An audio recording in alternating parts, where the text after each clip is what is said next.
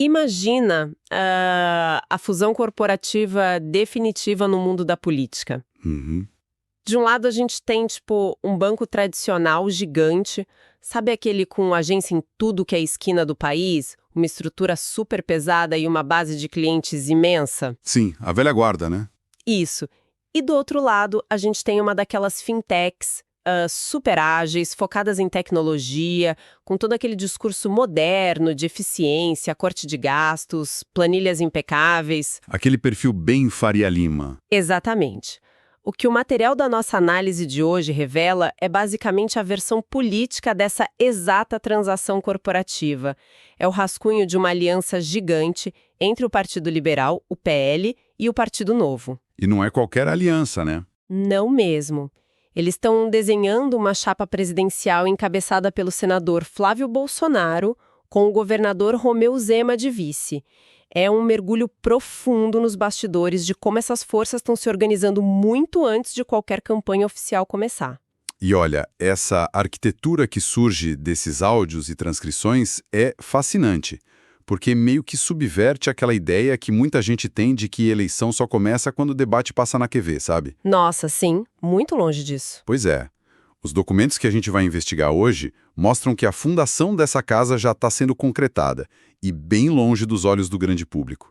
E o mais interessante é que tem um esforço deliberado para tratar essa união não como um arranjo de conveniência, mas como o nascimento natural de um projeto nacional. Só que, antes da gente mergulhar de cabeça nas engrenagens desse projeto, eu preciso fazer uma pausa essencial aqui. A gente precisa colocar os nossos óculos táticos. Sim, fundamental fazer esse aviso para o pessoal que está acompanhando. Porque o material que chegou até a gente hoje está carregado com uma retórica de direita bem agressiva.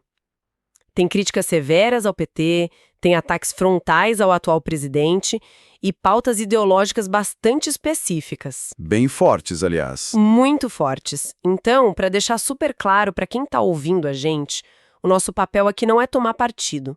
A gente não vai debater quem está certo ou errado, nem endossar qualquer visão política que aparece nessas fontes. Com certeza. A ideia é ser totalmente analítico, né? Exato. A nossa missão é dissecar friamente a estratégia. É entender a comunicação e como o tabuleiro do poder está sendo montado. Ponto. E essa postura imparcial é vital porque a política lá nos bastidores, ela opera muito mais na lógica de recursos complementares do que naquela paixão toda que a gente vê nos palanques. A matemática dos votos. Isso.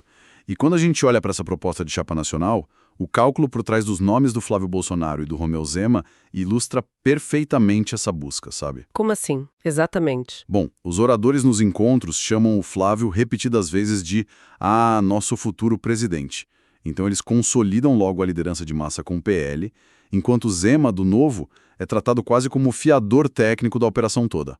Entendi. É o exemplo clássico de tentar importar um selo de competência, né? Porque nas fontes, a justificativa que eles usam internamente para botar o governador de Minas Gerais como vice é o histórico dele de, entre aspas, colocar o Estado nos eixos. Agora, nas reuniões, é que ele conseguiu valorizar os servidores públicos lá, mas ao mesmo tempo meteu a tesoura nos gastos. A máquina do PL quer pegar essa aura de responsabilidade fiscal emprestada. Mas aí que está o pulo do gato. Essa importação de credibilidade técnica ela só funciona na prática se já existir uma base de alinhamento real antes. Não dá para forçar um casamento do zero no executivo. Exatamente. E o que as fontes mostram é que essa união PL e Novo já passou por um laboratório de testes longo. Lá no Congresso, né? Sim. Na Câmara e no Senado, eles já operam quase como um bloco único em várias votações. Isso mostra para os articuladores que as bases partidárias de ambos já não só toleram, mas incentivam essa aliança. É como se eles estivessem rodando a versão beta no Legislativo. Perfeito, a versão beta. Aí viram que não deu bug e agora querem lançar a versão final para o país inteiro no Executivo. Só que, e aqui o negócio começa a ficar meio de cinema. Uma chapa nacional é só um pedaço de papel se você não tiver os castelos regionais para defender a campanha. Os redutos eleitorais. Isso. E é aí que a nossa investigação sai lá de Brasília e vai focar na blindagem territorial. A região sul do Brasil, por exemplo, aparece nas falas não só como um lugar para ganhar voto. É tratada tipo um reduto sagrado que precisa ser protegido de qualquer jeito. A narrativa que eles constroem em torno do Sul é quase de um oásis de preservação. Em Santa Catarina, os relatos nos bastidores revelam um deslumbre estético absurdo. A parte da estética urbana é muito forte. Demais.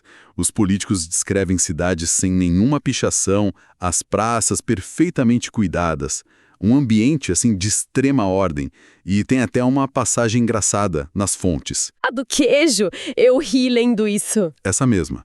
Durante um encontro regado a queijos e doce de leite de ovelha de Lajeado Grande, eles fazem questão de comparar os produtos catarinenses com os produtos de Minas Gerais. É um aceno sutil, né? Para criar essa ponte de prosperidade entre o Sul e o Sudeste. Sim, uma conexão simbólica. Mas essa estética da ordem, ela não é só decoração.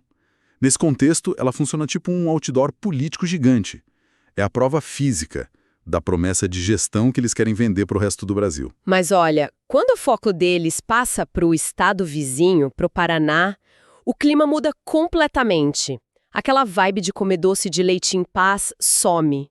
O tom passa de manter a ordem para uma pura exibição de força bruta. O Paraná é tratado sob uma ótica quase militarizada nos textos. O foco muda pesado para os números. Eles celebram muito o fato de que a bancada de deputados do PL na Assembleia Legislativa do Paraná pulou de 5 para 12 parlamentares de uma vez só. Mais que dobrou. Sim. E o detalhe crucial é o timing. Tudo isso aconteceu antes da chamada janela partidária. Que é aquele período legal onde o político pode trocar de partido sem perder a cadeira. Exatamente. Fazer um movimento dessa proporção fora da época permitida é para mandar uma mensagem avassaladora para os adversários. É para provar o poder de atração e calar qualquer boato de que o partido estava esvaziando. E o vocabulário que eles usam para justificar esse inchaço no Paraná é o que mais me chamou a atenção. Eles usam o termo, e eu cito, Fortaleza Paraná. É literalmente construir um bastião para resistir aos, aspas de novo, tempos turbulentos. Falando muito em defender propriedade privada e segurança. Isso. Mas, cá entre nós, eu fiquei curiosa com uma coisa. Usar essa retórica de fortaleza, de cerco, será que isso demonstra força real ou, no fundo, revela um medo gigantesco de perder o controle do Estado? Olha, na mecânica política mais pura, criar essa mentalidade de cerco é uma das ferramentas de união mais potentes que tem. É o que o pessoal da ciência política chama de coesão pela ameaça externa. Criar um inimigo gigante lá fora para ninguém brigar aqui dentro. Exato. Quando os oradores começam a listar nominalmente um monte de deputados, sabe, citam Felipe Barros, citam vários outros nas fontes, isso não é só cerimônia chata. É uma demonstração de músculo. É um aviso tático.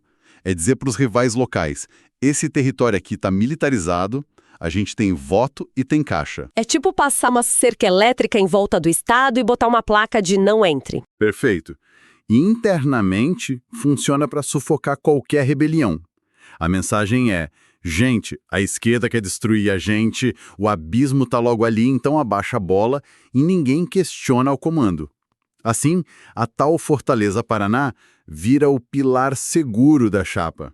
Um lugar onde eles não precisam gastar energia se defendendo e podem só extrair voto. Então, resumindo o Sul, a postura da Aliança PL Novo lá é puramente conservadora no sentido literal da palavra. Proteger o status quo, muro alto, praça limpa. Só que política nacional é um bicho complicado, porque quando a gente sobe o mapa e vai analisar o Rio de Janeiro, a estratégia dá um cavalo de pau impressionante. Totalmente. A mensagem no Rio deixa de ser proteger o castelo e passa a ser a como implodir o sistema. Exato.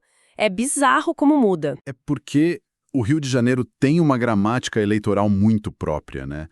Tem as crises crônicas de segurança pública, aquele histórico pesado de corrupção, os serviços estaduais em colapso. Vender a ideia de manter a ordem no Rio não faz o menor sentido. Nenhum. O eleitor de lá sente na pele que a ordem ruiu faz muito tempo. Então a aliança muda de pele e assume o papel de outsider rebelde. E nas fontes, o roteiro do Rio apresenta o André Marinho como pré-candidato ao governo pelo Novo. E ele aparece do lado de figuras super combativas, como o Marcel Van Hatten e o Paulo Ganimi. E o discurso deles lá é agressivo, é disruptivo. É um ataque direto ao que eles chamam de sistema de bandidos. Isso.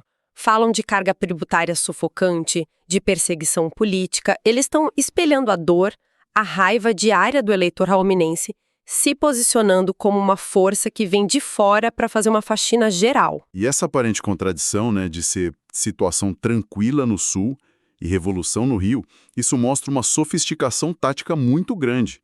Eles sabem que para furar a bolha lá tem que canalizar a raiva. Só que tem um problema aí. Qual? Depender só de discurso raivoso e perfil de outsider na internet geralmente dá muito errado em eleição para governador. Ah, com certeza. Porque eleição majoritária não se ganha só com lacração na capital. Tem que ter os cabos eleitorais nas cidades do interior puxando voto. E é aí que entra a parte mais pragmática do documento sobre o Rio. Eles descrevem uma operação de pinça no estado. Me explica essa pinça. Enquanto na capital eles têm essa vitrine rebelde, no interior eles operam a máquina institucional pesada. O material detalha muito a filiação do prefeito de Campos ao PL. Campos fica no norte fluminense, uma região estratégica. E ele é descrito como um escritor jovem com muito sucesso na saúde municipal, né? Exato. Eles não querem esconder ele por ser político tradicional. Eles querem usar ele como o fiador regional. Ele não está lá para gritar contra o sistema. Ele está lá para mostrar que o posto de saúde funciona e garantir os votos no interior gigantesco. Exatamente.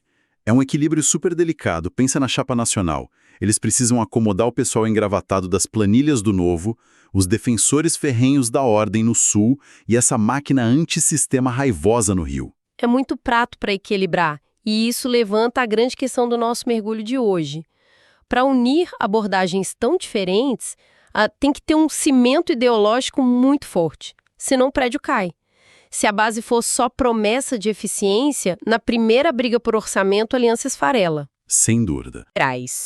A guerra cultural é o verdadeiro cimento dessa construção toda. E a progressão da narrativa deixa isso cristalino.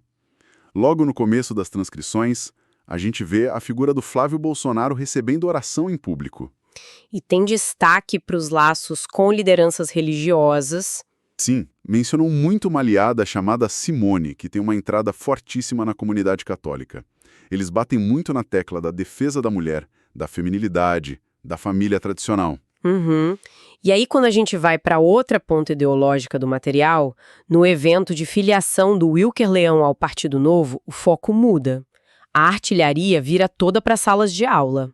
O combate à doutrinação de esquerda. Exatamente. Nas universidades, nas escolas, essa vira a grande bandeira que une todo mundo. É que o foco na educação não é aleatório, né? A sala de aula, na cabeça deles, é a linha de frente onde os próximos eleitores vão ser formados. E quando você vê políticos com um foco histórico só na economia, começando a usar esse linguajar de batalha cultural, a fusão fica evidente. É a criação de uma fronteira moral, né? O nós da liberdade contra eles da desordem. Isso mesmo.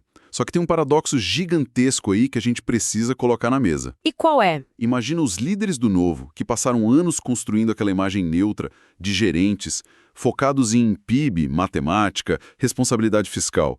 Eles não correm um risco imenso de dar um curto-circuito abraçando uma cruzada moral dessas? É uma ótima pergunta. Tipo, se envolver nessa guerra cultural nas universidades não espantaria aquele investidor pragmático que só está interessado em pagar menos imposto? Esse é o calcanhar de Aquiles histórico da direita. Mas a tática revelada nessas fontes mostra uma aposta altíssima na lógica do pacote completo. Como assim, pacote completo? Em vez de fazer o eleitor escolher entre economia e moralidade, eles tentam monopolizar tudo. A aposta é que aquele eleitor focado no dinheiro, mesmo que ele ache chato esse papo de costume, ele vai engolir a retórica cultural se a promessa de corte de impostos continuar parecendo real. E quem dá essa garantia? O Zema. Ah, saquei. E funciona para outro lado também. O eleitor que só liga para a pauta moral e religião, olha para o engravatado das finanças e pensa: bom, pelo menos a máquina do Estado agora vai servir aos meus valores. Exatamente. Eles somam portfólios.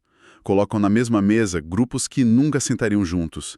Vendem a ilusão ou a possibilidade de que dá para ter o auditor financeiro e o zeloso religioso no mesmo projeto. É tentar unificar todo o espectro, o que acaba deixando eles muito mais difíceis de derrubar do que uma chapa que fala só de um assunto, né? Muito mais.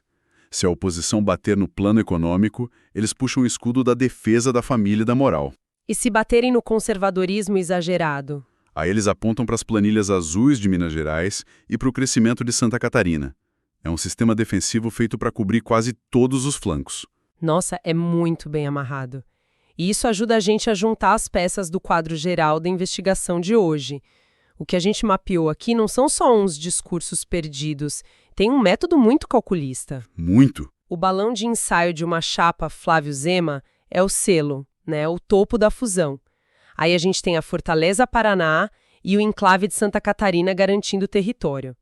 Depois, aquela tática de insurreição no Rio com a dupla candidatura capital e interior, mostrando que eles sabem se adaptar à dor local. E no fim das contas, a guerra cultural nas escolas e na família agindo como a gravidade que impede que esses planetas tão diferentes batam um no outro. É uma engenharia complexa. E é por isso que quem nos ouve precisa se importar com isso.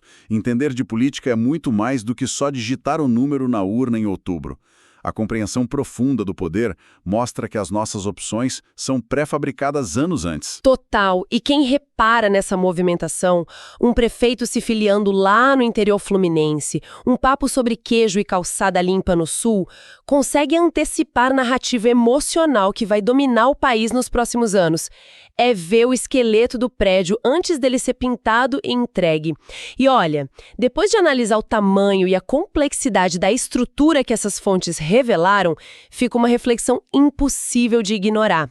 Qual? Se a engenharia dessa aliança realmente se concretizar desse jeito milimétrico que eles planejaram, se essa direita pragmática das finanças conseguisse fundir com a direita moral das trincheiras culturais sem implodir no meio do caminho, o que vai sobrar para o outro lado?